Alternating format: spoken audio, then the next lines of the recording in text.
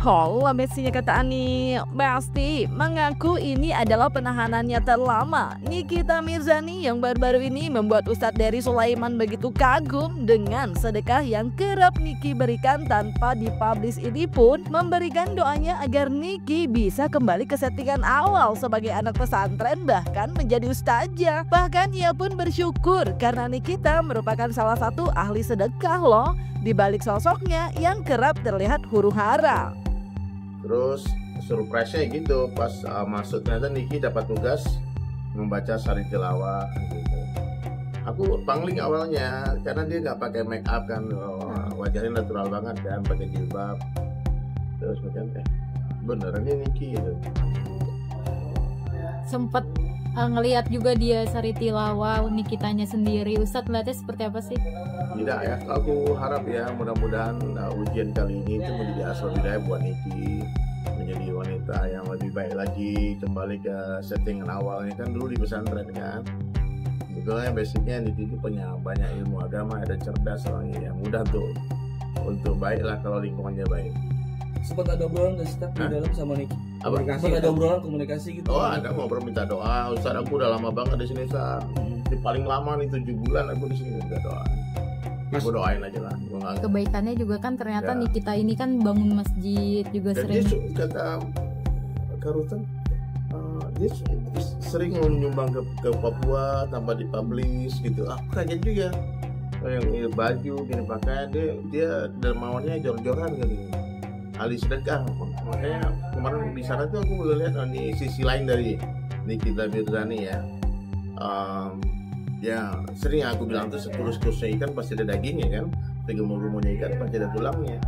Ya, bagaimanapun orang memandang Niki seperti apa, tapi kebaikannya banyak lah gitu lihat. Seperti itu, mudah-mudahan ya cepat berdamai, selesai, ya sambung silaturahmi. Ya dunia ini sementara, ya nggak usah ribut-ribut, ya nggak usah berantem sampai kan datang ke pengadilan. Kepala Rutanya cerita nggak sih kenapa Niki bisa terpilih untuk jadi ikutan jadi pembaca Sari Tilawah? Memang dia kan Niki kan pesantren dulu. Mungkin haru nggak sih Ustadz pas lagi membacakan Sari Tilawah? Surprise aja. Nggak nyangka juga ternyata ya Niki cocok lah jadi ustazah. Ustazah Nikita Mirzani, insyaallah doakan ya siapapun yang nonton video ini, kalian terus doa yang baik-baik lah, karena doa yang baik itu akan kembali kepada orang yang berdoa. Contohnya saya doakan, ya Allah kayakanlah semua netizen ya Allah. Malaikat doakan saya tuh, ya Allah kayakanlah Dery Sulaiman gitu. Jadi kalau kita doakan kebaikan, maka kebaikan akan datang, tapi kalau kita doakan keburukan akan datang. Jadi doa yang baik-baik ya, tulis yang baik-baik, komen yang baik-baik, insyaallah. Saya doakan semoga semua yang nonton jadi orang kaya raya, amin. Saya doakan kalian semua sehat walafiat ya. Kalau kata Badru, tetap semangat. Tetap semangat Ustadz Dery.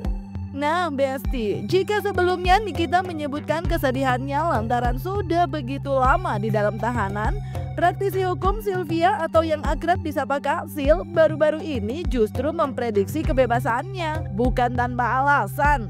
Meski sebelumnya ia mengaku banyak menerima bully lantaran dianggap prediksinya terkait penangguhan penahanan Nikita dikabulkan, tapi ternyata belum dikabulkan ini pun menganggap syarat formil dalam kasus yang kini menjerat Nikita sulit dibuktikan dan jaksa diduga sudah gagal membuktikan, hingga ia pun berani memprediksi putusan Nikita nantinya akan bebas. Apalagi ditambahkan hasil keterangan saksi korban pun dianggap melenceng dari surat dakwaan dan BAP.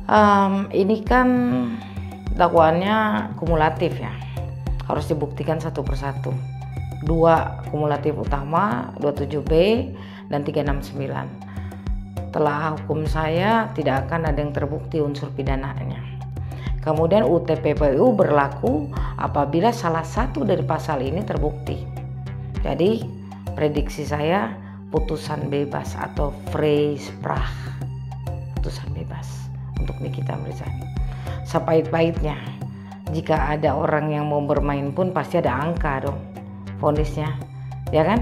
Berapa tahun ada angka? Ya. Nggak ada saya. Tetap putusan bebas Vrijspraak.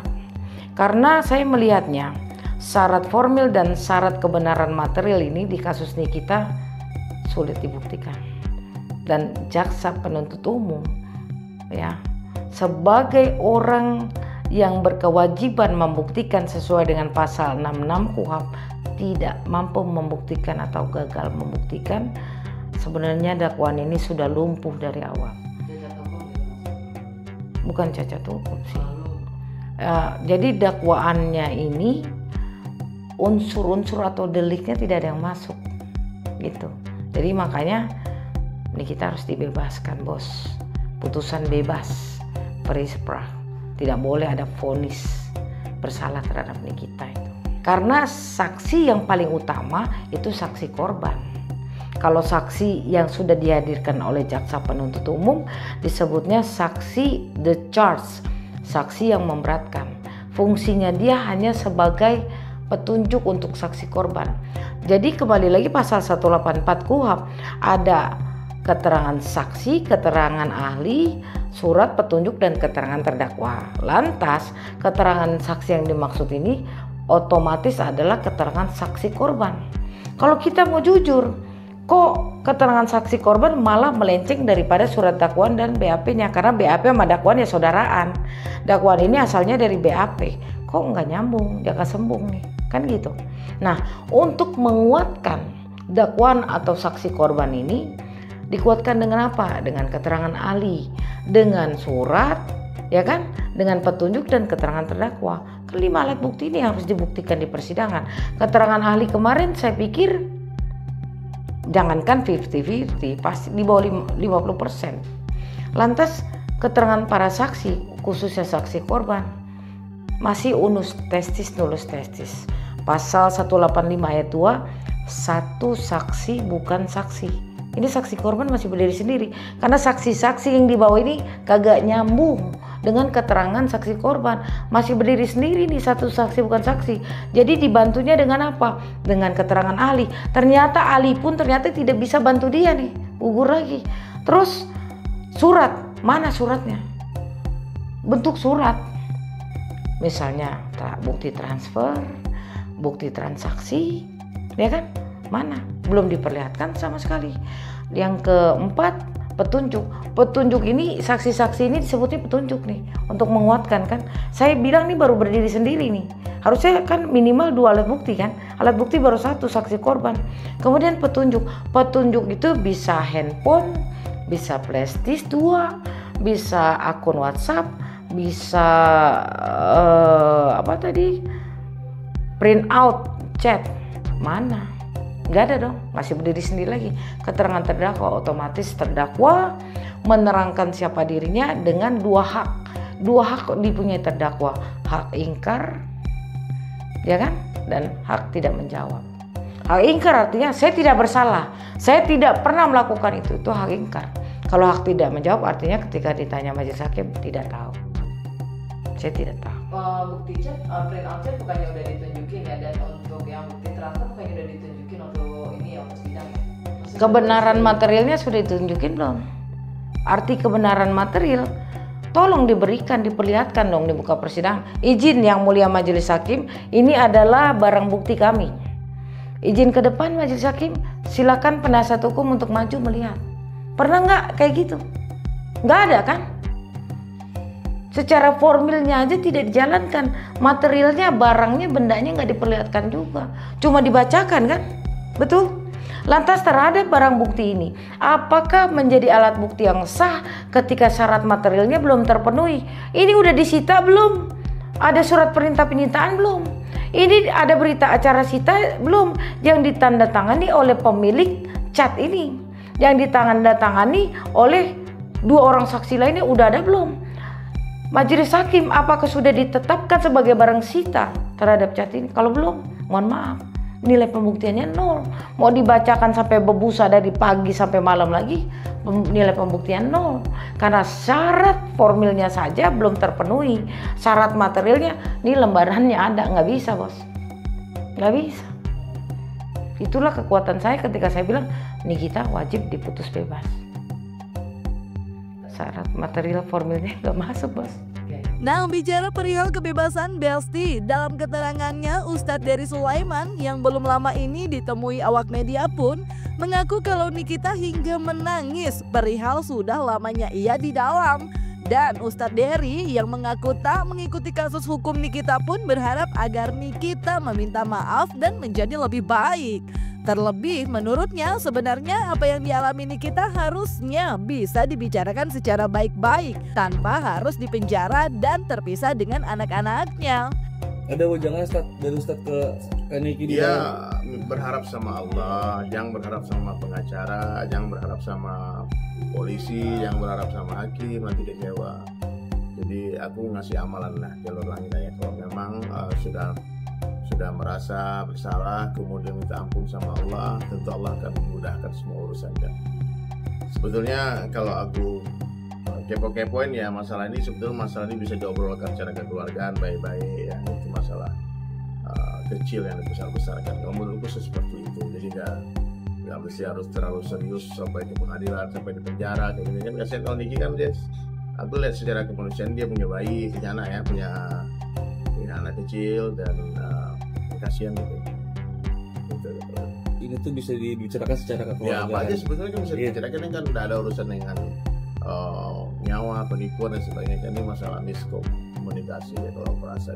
Bisa dibilang saya sangat menyayangkan dengan kasus ini Niki di dalam. Iya. Ya. Semua yang terjadi itu sudah tertulis. Allah yang antarkan suasana keadaan tentu untuk menguji, dan harapan saya itu ya mudah-mudahan ke depan ini Niki hati-hati lagi dalam berucap, dalam berbicara, nggak usah punya musuh ya. Kalau Niki nonton ya nggak punya musuh.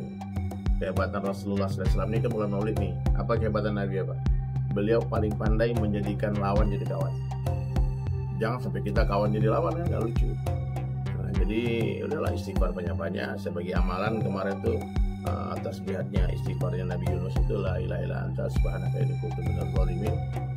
Kadang-kadang kan untuk mendapatkan hikmah itu harus masuk ke dalam kegelapan dulu kan. Bahkan ikan paus Nabi Yunus masuk ke dasar laut. Habis itu baru menyadari kesalahan diri, istighfar. Akhirnya apa? Ujungnya kebaikan. Dan saya bilang firasat saya nih umur 40 nih, Nikita Mirzani Allah akan angkat derajatnya orang mulia. Yang 39 sekarang. Oh, Dia minta doa aja, dia mau divonis karena Ustaz aku lama banget di sini, nangis. Terima kasih aja nangis. Sedih. Terus sempat nangis juga saat ngobrol. Nangis berat Pak. Antum pernah di penjara nggak? Iya. Coba rasain Pak. Jangan Ustaz, jangan. Iya. Tak hanya Ustadz Dery Sulaiman, Besti, teman lama Nikita pun mengaku menyayangkan apa yang kini dialami oleh Nikita. Terlebih ia pun merasa di balik sosok Nikita yang ceplas-ceplos, Nikita juga merupakan sosok yang tidak sombong dan juga suka berbagi atas rezeki yang ia punya, seperti membantu guru honorer di luar kota. Namun hal sedikit berbeda justru keluar dari statement Satria Mulia, di mana ia mengaku pernah dijutekin sama Nikita. Namun menurutnya ia tetap mendukung Nikita karena melihat Nikita merupakan seorang ibu yang harus menghidupi 3 anaknya. Namun kini pencahariannya tersendat karena harus menghadapi kasus hukum. Sementara itu Ustadz Dery Sulaiman sendiri menyarankan agar Nikita menjadi pribadi yang lebih baik, jangan banyak musuh katanya, dan meminta maaf serta memaafkan. Wah, saya sangat prihatin dengan adanya kasus ini. Padahal di sini kan kasusnya ini kan Nikita sendiri kan dia membantu masyarakat Indonesia dari krim abal-abal menurut saya ya, dari para dokter-dokter itu dengan krim-krim racikan itu sih. Kamu kan pernah syuting bareng juga dengan Nikita gitu. Sosok Nikita ini menurut kamu pantas nggak ada di persidangan ini? Oh, menurut saya tidak, karena seorang Nikita Mirzani itu memang mulutnya aja yang belak-belakan ya kayak. Karena aslinya itu Kak Nikita itu sangat baik. Sebaik apa mungkin kamu tolong dibantu? Oke. Menurut saya Kak Nikita itu bukan hanya dia itu baik di mata saya sendiri, tapi dia banyak membantu orang lain. Buktinya dia tidak banyak menampilkan bantuan-bantuan apa saja yang dia berikan di luaran sana.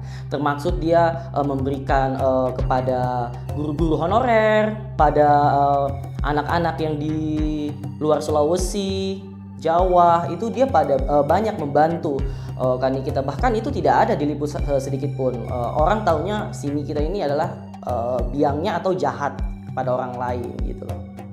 Oke, jadi pada waktu itu syuting di Antv, beliau itu kan baru datang ya. Saya udah standby di lokasi syuting. Beliau lagi makan bakso tuh di luar. Nah, tiba-tiba ada gerobak bakso gitu kan, dia lagi makan. Dan Kak Nikita ini dia bukan makan yang di luaran yang duduk apa, dia melantai di lantai. Dia betul di lesehan, dia mengikuti orang-orang di sekitar dia gitu. Jadi menurut saya kalau ada yang bilang Nikita sombong atau apa yang tidak beretik itu tidak bagi saya. Gue support Niki karena Niki pernah tegur sapa sama gue, dia baik ya kan, walaupun sekarang dia agak ngambek sama gue. Jadi gue nggak tahu ya. Jadi ini bukan ini asumsi. Ya, ini gue jujur ya, kayaknya Niki itu agak ngambek sama gue. Tapi nggak apa-apa, gue memandang dia bukan sebagai teman, bukan sebagai public figure. Tapi gue memandang ini kasus seorang perempuan punya anak 3, tapi sekarang gara-gara kasus ini dia pencarian mata pencarian jadi tersendat. Ini bingung nih si anak 3 ini nanti mau ditombok pakai apa? Karena kalau di penjara itu pasti penghasilan kita berkurang. Nah, saya empatik seolah-olah itu adik saya, tapi nojol menjali jangan sampai adik saya begitu ya. Nah, itulah sisi Niki yang orang kenal sebagai orang yang belak-belakan, ngomong apa adanya. Ya, karena kalau kita dengar-dengar sih meskipun nggak enak di kuping, tapi ada benar juga omongannya sebagian ya. Sebagian ada yang offside juga, ada yang salah juga. Ya, pokoknya satu musuh itu udah kebanyakan ya, apalagi kalau banyak musuh udah menjadi stres itu kan. Ya. Jadi tak kawan sebanyak-banyaknya, dia minta maaf nggak ada masalah. Ya. Saya kemarin ajarkan tuh amalan biar kita nih masuk surga. Doanya satu orang sahabat Nabi yang setiap malam berdoa, ya Allah aku memaafkan semua orang menzalimiku, tolong ampunkan dosa mereka. Ayo Pe. Jadi kalau kita salah kita minta maaf itu biasa ya. Yang luar biasa tuh orang salah kita minta maaf. Kemarin aku bilang sama Niki coba minta maaf dari hati yang paling dalam kepada orang-orang yang merasa dizalimi, yang merasa dirugikan, yang merasa disalah, ya, yang merasa dirugikan lah gitu. Gak maaf. Aku tuh nggak pernah, Ustaz, katanya dia cerita sama aku seperti itu. Aku nggak pernah marah seorang, katanya. Nggak ada.